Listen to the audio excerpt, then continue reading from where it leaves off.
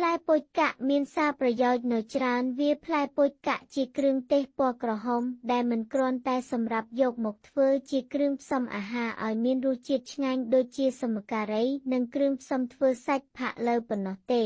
តែនៅជាឱសថធម្មជាតិជួយព្យាបាលអាការក្នុងរាងកាយបានច្រើនប្រភេទជាពិសេសបំបត្តិភាពត្រជាក់នៅក្នុងរាងកាយរុក្ខជាតិពោចកាក់មានឈ្មោះវិទ្យាសាស្ត្រថា Elysium verum ដែលមានក្លិនស្រដៀងខ្លឹមសមានរសជាតិផ្អែមផ្លែបែកប្រេះជា8ជ្រុងដោយមួយចំណែកមានគ្រាប់មួយនៅក្នុងនោះផ្លែពោចកាក់ជាផ្លែរបស់ដើមពោចកាក់ដែលតែងដុះឡើងត្រង់មានទំហំ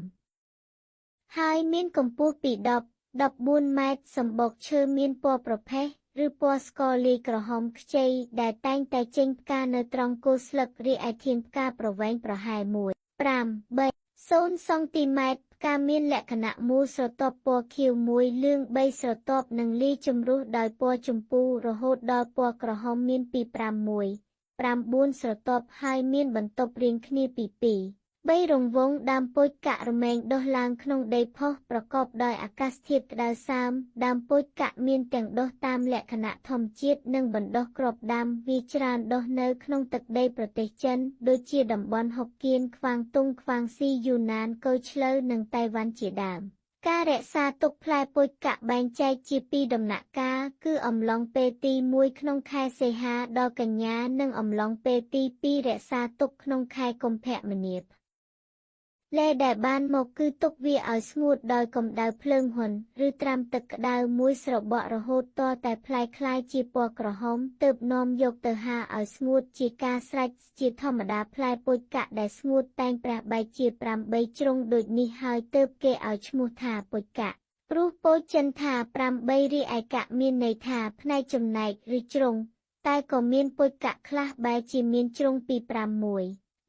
ដែរផ្ទៃខាងក្រៅរបស់ផ្លែពោចកាក់ក្រហមខ្ចីមានស្នាមជ្រួញចំណែកផ្ទៃខាងក្នុងមានពណ៌ក្រហមខ្ចីនិងគ្រាប់នៅខាងក្នុងគល់គ្រាប់ពោចកាក់មានប្រេងច្រើនណាស់វាមានក្លិនក្រអូបមួយបែបនិងមានរសជាតិផ្អែមបន្តិចបន្តួចផ្នែកប្រើជាប្រយោជន៍គឺយកផ្លែធ្វើជាគ្រឿងទេសសម្រាប់ផ្សំអាហារសារធាតុរបស់ផ្លែពោចកាក់ប្រកបដោយប្រេងក្រអូបប្រហើរ Volatile oilប្រហែល5ខ្លាញ់ប្រហែល22ក្រៅពីនេះនៅមានប្រូតេអ៊ីនរេសិនជាដើមនៅក្នុងប្រេងក្រអូបប្រហើរនេះមានផ្នែកសំខាន់គឺ NFO ប្រហែល80-90និងសារធាតុផ្សេងដូចជា methachavical anisaldehyde anizic acid aniziacetone pinene philandrine clincolamine សាហ្វ្រូលសារប្រយោជន៍ក្នុងក្បួនតម្រាពេទ្យចិនបុរាណជាច្រើនក្បាលបានរៀបរាប់ដល់សារប្រយោជន៍ផ្លែពោចកាក់ថាផ្លែពោចកាក់ជួយបំបាត់អាការត្រជាក់ក្នុងរាងកាយដែលអាចសម្ដែង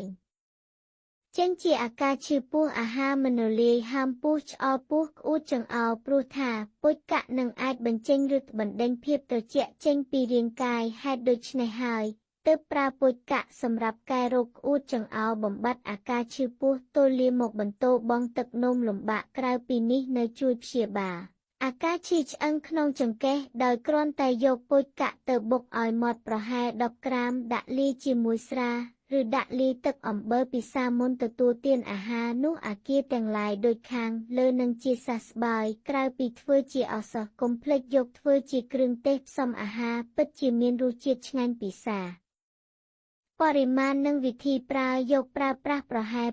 5-10ក្រាមនិងយកទៅបំបត្តិរោគក្នុងលក្ខណៈបុកជាម្សៅម៉ដ្ឋចំណុចហាម5អ្នកដែលមានអាការក្តៅក្នុងហាមទទួលទានហើយបើកាលណាទទួលទានពោចកាក់ច្រើនពេកនឹងនាំឲ្យមានបញ្ហាចំណុចសង្កេតពោចកាក់ដែលល្អត្រូវមានផ្កាធំពណ៌ក្រហមផ្ដល់ប្រេងក្រអូបច្រើននិងមានក្លិនក្រអូបឆួល